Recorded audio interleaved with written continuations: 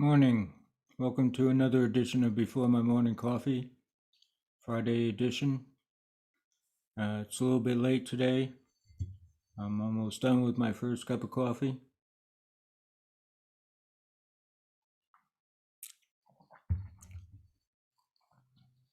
And my doctor called this morning and demanded to see me. Plus, I had a client meeting first thing this morning. And then I got hung up just getting other things done. But I want to continue with the copyright and give you an overview of what is a copyright in the U.S. Copyright Office.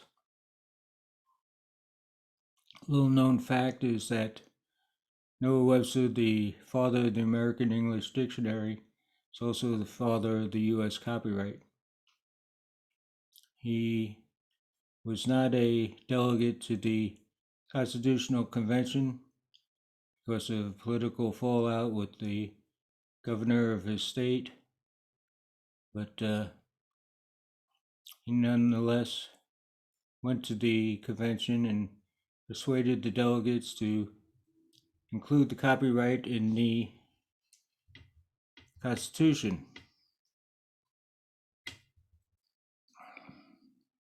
Article 1, Section 8. Copyright has been part of the U.S. law since the nation's founding. Congress passed the first federal copyright law in 1790. It was updated through the years to keep it up with the times. And Noah Webster was instrumental in pushing that first federal copyright law as well. So you can thank him for that. But let's start at the beginning.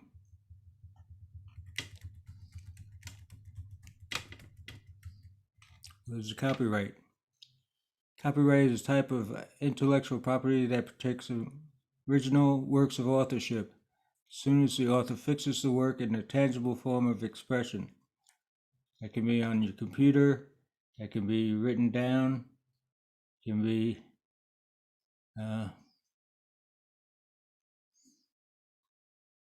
your paintings, photographs, illustrations, musical compositions, sound recordings, computer programs, books, poems, blog posts, movies and architectural works, plays, and so much more.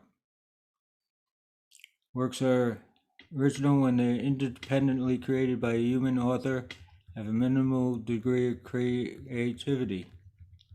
Independent creation simply means that you create it yourself without copying.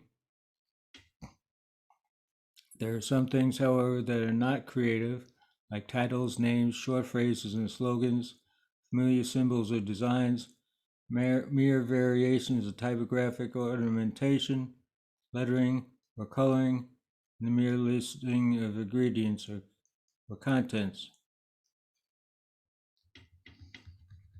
Always keep in mind that copyright protects expression, never ideas, procedures, methods, systems, processes, concepts, principles, or discoveries.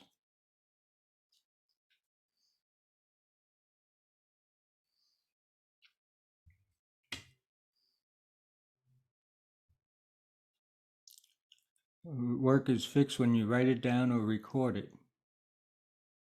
So you don't have to do anything else to protect yourself on the copyright, but it's important that you do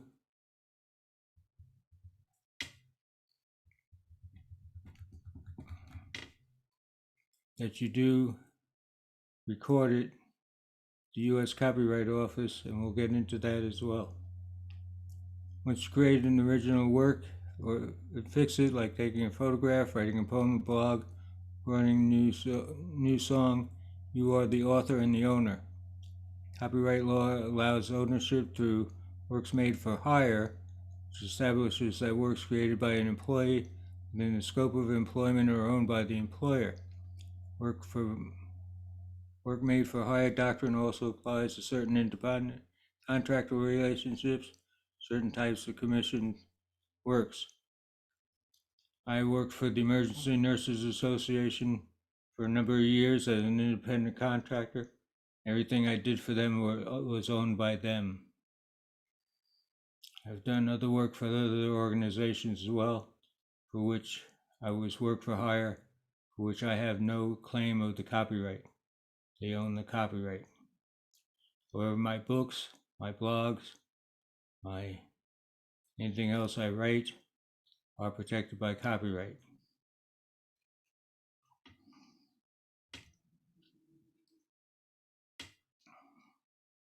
U.S. copyright provides copyright owners with the following exclusive rights: to reproduce the work of copies or phono records, prepare derivative works based upon the work, distribute copies or phono records of the work to the public by sale or the transfer of ownership by rental, lease, or lending, perform the public work publicly.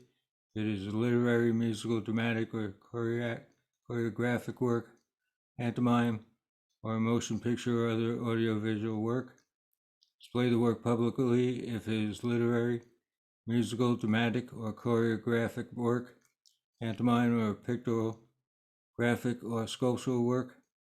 Right also applies to individual images of a motion picture or other audiovisual work. Also gives you the right to perform the work publicly by means of a digital audio transmission. The work is a sound recording.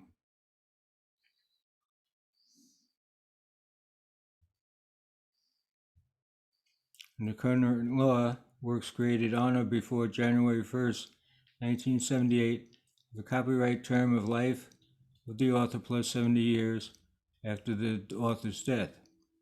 Work is a joint work, term lasts for 70 years after the last surviving author's death.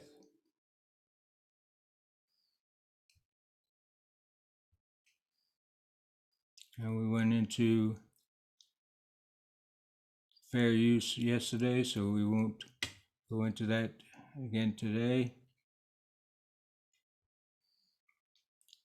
What is copyright registration? Registering a work is not mandatory. For U.S. works, registration or refusal is necessary to enforce the exclusive rights of copyright through litigation. Timely registration also allows copyright owners to seek certain types of monetary damages and attorney fees. There is a lawsuit. Also provide a presumption that information on the registration certificate is correct. In other words, if you write a book and do not register it with the U.S. Copyright Office, suing somebody for infringement or taking your material and using it as your own is damn near impossible.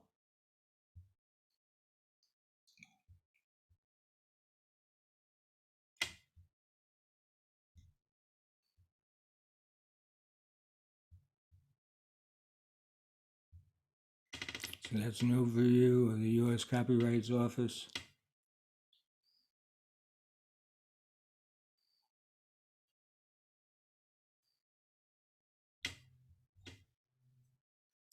You can go to copyright.gov and get this information for yourself.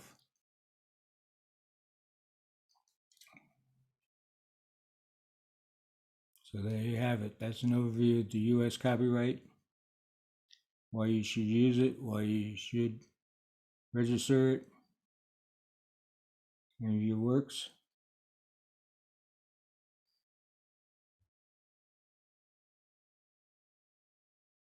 And I'm going brain dead again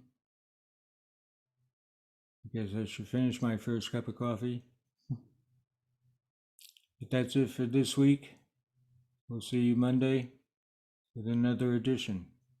Have a great weekend and be good, be careful, and stay away from people with AK-15s, please. And if you're suicidal, Please call the suicide hotline. That's it for now. Bye.